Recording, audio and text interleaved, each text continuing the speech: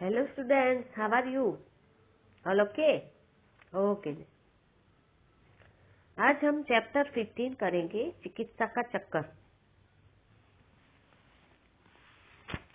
चलो इसके लेखक परिचय देखेंगे। कितना बड़ा है ना चैप्टर।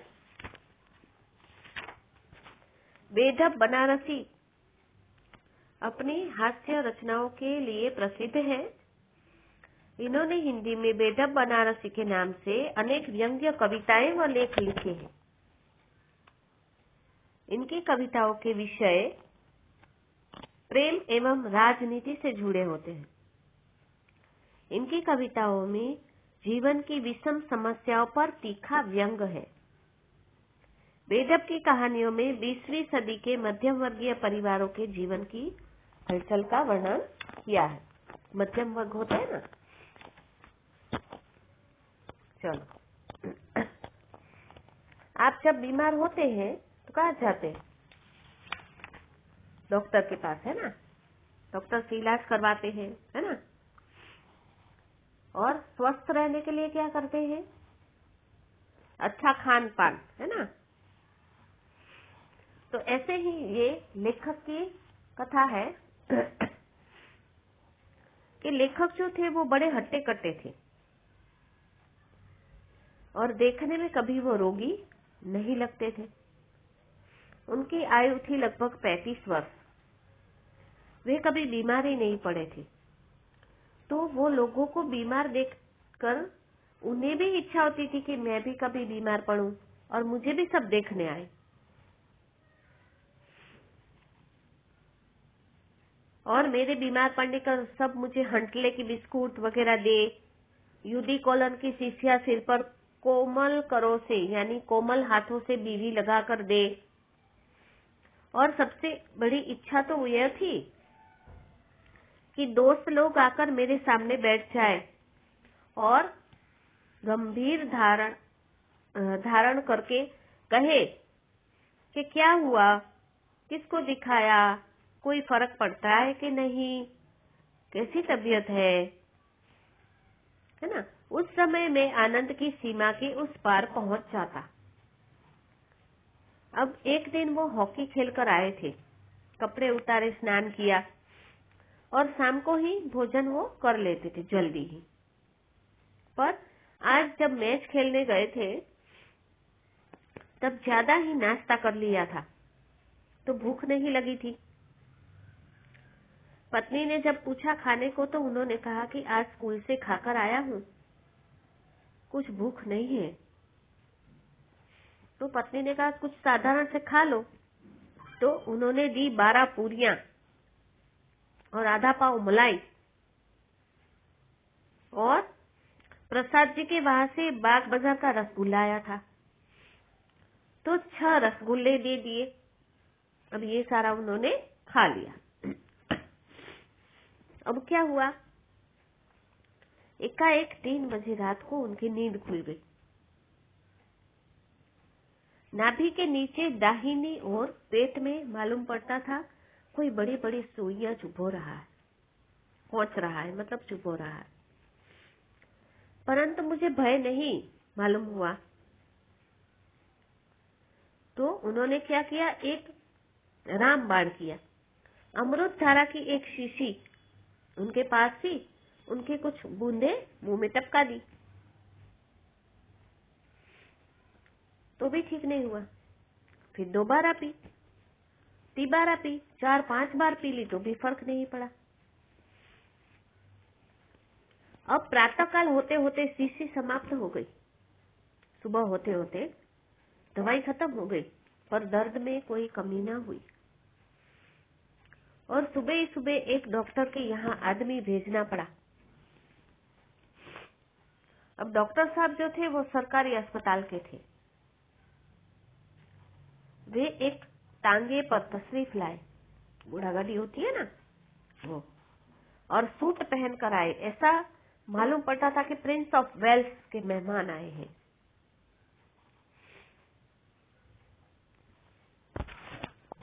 मैं अपना पूरा हाल भी न कर पाया था कि वे बोले जबान दिखलाइए। जबान यानी जीभ है ना, जब भी डॉक्टर के पास आप जाते हो तो जीभ देखते हैं ना, वैसे ही।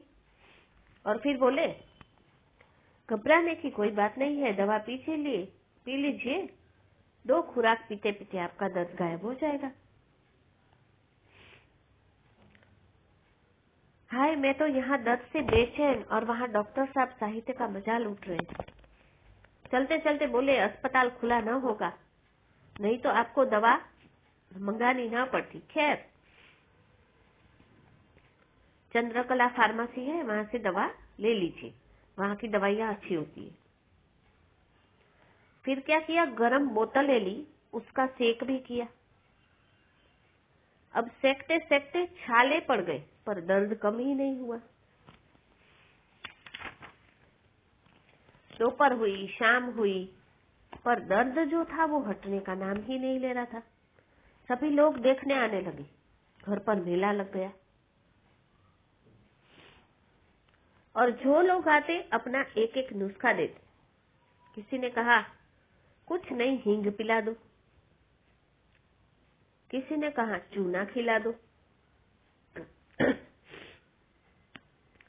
कोई चीज बाकी नहीं रह गई थी खाने के लिए, जैसे लोगों ने न बताया हो।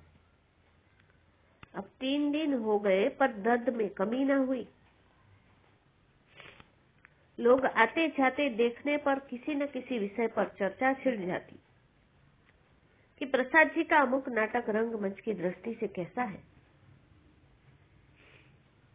मुझे भी बोलना ही पड़ता था कि ऊपर से पान और चाय की चपत अलग, भला दर्द में क्या कमी। मतलब जब घर पे लोग आते हैं तो चाय पानी तो पीते हैं ना, पान भी खाते हैं, तो ये तो खर्चा तो होगा ही। और मेरा दर्द भी कम नहीं हो रहा था। आखिरकार लोगों ने कहा कि कब तक पड़े रहोगे ऐसे ही, किसी दूसरे की दवा करो। फिर दूसरे डॉक्टर चूहानाथ कातर जी को बुलाए। यथा नाम तथा गुण, मतलब जैसा नाम वैसे गुण थे। उनकी फीस 8 रुपए थी। वे लंदन के FRCS थे। अब कुछ लोगों का सौंदर्य रात में बढ़ता है, वैसे ही डॉक्टर की फीस रात में बढ़ जाती है ना। अगर रात को बुलाया जाए डॉक्टर की तो फीस ज्यादा होती है ना। फिर उन्होंने कहा धीरज रखिए, मिनटों में दर्द गायब हुआ जाता है, थोड़ा पानी गर्म करवाइए, तब तक दवा मंगवाए। दवा लिख दी, पानी गर्म हुआ, 2 रुपए की दवा आई। डॉक्टर बाबू ने तुरंत एक छोटी सी पिचकारी निकाली, मतलब इंजेक्शन लगाया, पेट में सुई कोचकर दवा डाली। अब डॉक्टर साहब तो चले गए। उसके बाद नींद आ गई, और नींद कब खुली कह नहीं सकता, पर दर्द में कमी हो गई थी। और दूसरे दिन पीड़ा रफू चक्कर हो गई थी।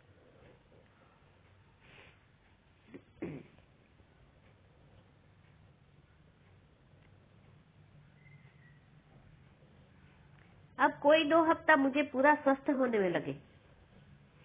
बराबर डॉक्टर चूहानाथ कातर जी की दवा पीता रहा। 18 आने की शीशी मिली, प्रतिदिन 18 आने की शीशी आती थी। 15 दिनों के बाद डॉक्टर साहब के घर गया उन्हें धन्यवाद देने के लिए, तो वे बोले दवा पीने की कोई आवश्यकता नहीं है। ऐसा नहीं है, दवा तो पीनी पड़ेगी आपको अभी भी, यह तो आपकी इच्छा है, पर यदि आप एहतियात न करोगे तो आपको अपेंडिसाइटिस हो जाएगा। अपेंडिक्स। आपकी श्रीमती जी बड़ी भाग्यवान है। अगर 6 घंटे की देर और हो जाती तो जिंदगी भर रोना पड़ जाता। अच्छा है आपने मुझे बुला लिया, अभी कुछ दिन दवा पीजिए। इस इसी बीच डॉक्टरों ने तो बहुत सारे मर्ज बता दिए जिनका नाम साधारण क्या बड़े पढ़े लिखे लोग भी नहीं जानते। मालूम नहीं, पर मैंने दवा जारी रखी। 1 सप्ताह पूरा न हुआ कि दिन के 2 बजे एकाएक फिर दर्द उठा। अब मुझे लगने लगा कि लगता है उन्हीं में से किसी एक मर्ज का हमला हुआ है मुझे। तुरंत डॉक्टर साहब के वहां आदमी दौड़ाया कि इंजेक्शन का सामान लेकर चलिए। वहां से आदमी बिना मांगी पत्रिका की भांति लौट कर आया कि डॉक्टर साहब तो है ही नहीं, बाहर गए। इधर मेरी हालत क्या थी उसका वर्णन यदि माँ सरस्वती शॉर्ट हैंड से भी लिखे तो समाप्त न होती, ऐसी मेरी हालत थी। इधर मित्र और घर वालों की कॉन्फ्रेंस हो रही थी कि अब किसे बुलाया जाए। कोई नहीं होगा अभी तो, पता नहीं क्या करें। मालूम नहीं लोगों में क्या क्या बहसें हुई और अंत में कविराज पंडित सुखदेव शास्त्री को बुलाने का सोचा। अब एक सज्जन उन्हें बुलाने के लिए भेजा। 45 मिनट बीत गए पर वो ना तो वैद्य जी आए ना वो सज्जन आया। एक और दर्द बढ़ता जा रहा था, दूसरी और उन लोगों का पता ही नहीं था।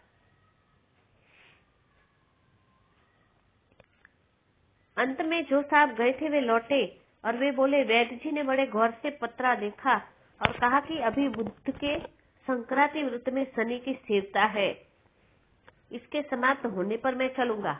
अब वो तो ठहरे ज्योतिष, तो उन्होंने क्या कहा कि ये दशा चल रही है, अभी मैं नहीं चलूंगा। सुनकर मेरा कलेजा कबाब हो गया।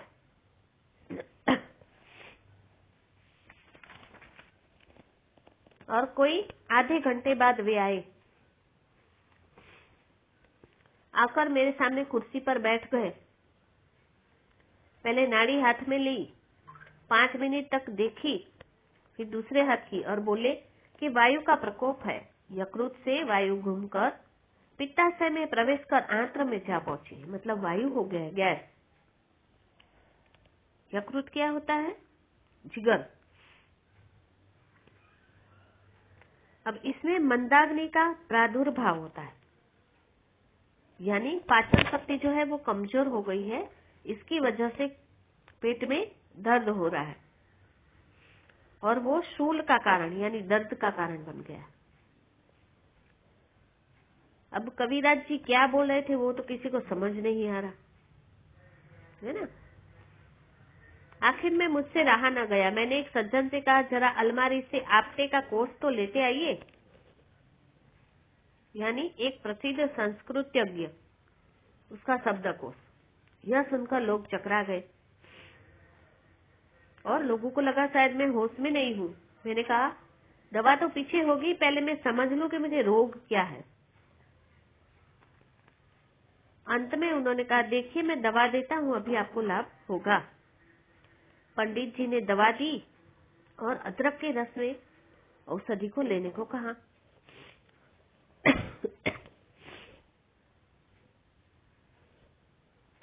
2 दिन दवा की गई, कभी कभी तो कम अवश्य हो जाता, पर पूरा दर्द न गया। सीआईडी की तरह पीछा छोड़ता ही नहीं था। मैं चारपाई पर पड़ा रहने लगा। दूसरों की मंडली आती थी, आराम देती थी कम, पर दिमाग चाटती थी ज्यादा। एक सज्जन मुझे देखने के लिए तशरीफ लाए और बोले साहब आप लोगों को देश का हर समग्र ध्यान रखना चाहिए। आप किसी भारतीय हकीम तथा वैद्य को दिखलाई। अब मैंने सोचा कि वैद्य महाराज को तो मैंने दिखाई दिया, अब हकीम ही सही, चलो उनको भी बुला लेते हैं। हकीम साहब आए। सर्दी बहुत तेज नहीं थी, बनारस में बहुत तेज सर्दी नहीं पड़ती, फिर भी ऊनी कपड़े पहनने का समय आ गया था। परंतु हकीम साहब चिकन का कुर्ता पहने हुए थे, सिर पर बनारसी लोटी की तरह टोपी रखी हुई थी, पांव में पैजामा।